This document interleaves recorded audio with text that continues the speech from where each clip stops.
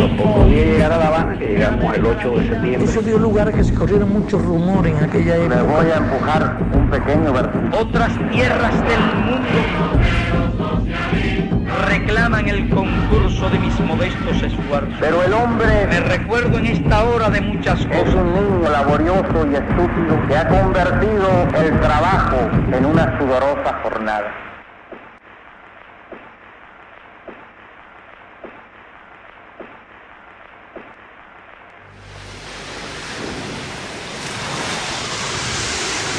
Al Che Guevara lo conocí el 4 de enero de 1960 en La Habana, a un año de la Revolución Cubana.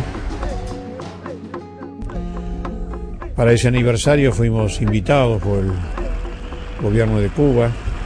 Llegamos y inmediatamente fuimos llevados a la Plaza de la Revolución, donde ya se estaba por realizar el acto central del primer año de la Revolución. Me acuerdo del entusiasmo. La lucha revolucionaria, la de la libertad. Después de esa gran fiesta, fue una gran fiesta, con desfiles, etc. Nos dijeron que había llamado el Che y que nos invitaba a los 5 argentinos al Banco de la Industria, donde él tenía su despacho.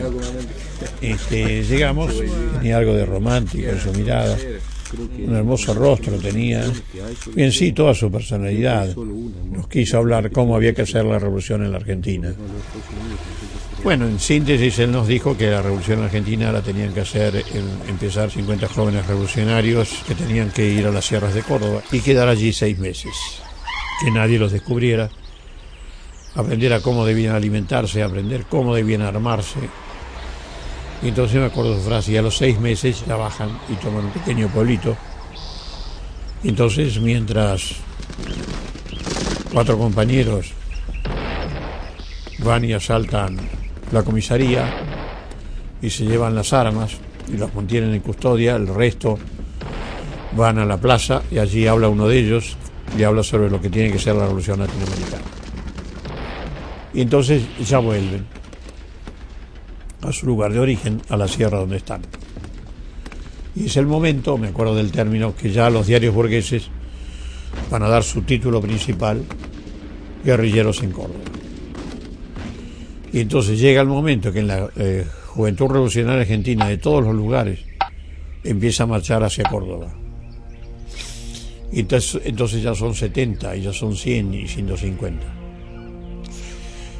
Y van llegando más, y entonces cuando son 200 ya bajan y ya toman un pueblo de Mayor, y entonces ya de ese mismo pueblo se adhieren los jóvenes revolucionarios y siguen llegando de otras partes y vuelven a su lugar, a su escondite, y entonces ya son 500 y 600 y 700 y así hasta que finalmente logran una ciudad más importante, logran mucho armamento, armas para todos, ya son 2000, y cuando llegan al número de 2000 ya bajan definitivamente.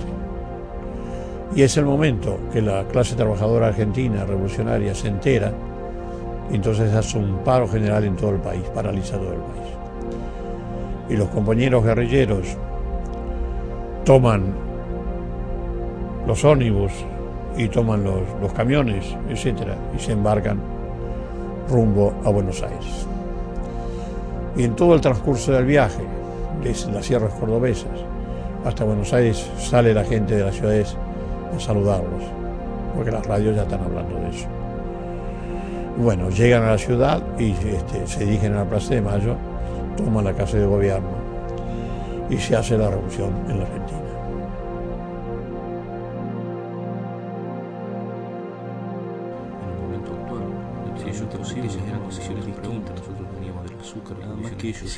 Yo digo esto en forma muy sintética. Él tardó 2 horas y media porque daba todos los detalles y cómo se asaltaban las cosas, etcétera, etcétera. Bueno, y después nos miró a todos si queríamos hacer preguntas, y entonces yo le hice una pregunta de la cual desde el año 60, hace 47 años, me avergüenzo. Digo, pero a mí me gustaría saber por qué nos habló de la represión. En Cuba, con Batista hubo otra clase de represión que no existe en Argentina. En Argentina hay una represión mucho más fuerte. Está el ejército muy bien organizado, y las fuerzas armadas, etcétera, y las policías y la gendarmería. Le digo, fíjese que cuando usted dice que en los diarios burgueses, al día siguiente de que bajan por primera vez los guerrilleros, se titula con guerrilleros en Córdoba, digo, inmediatamente va a empezar la represión.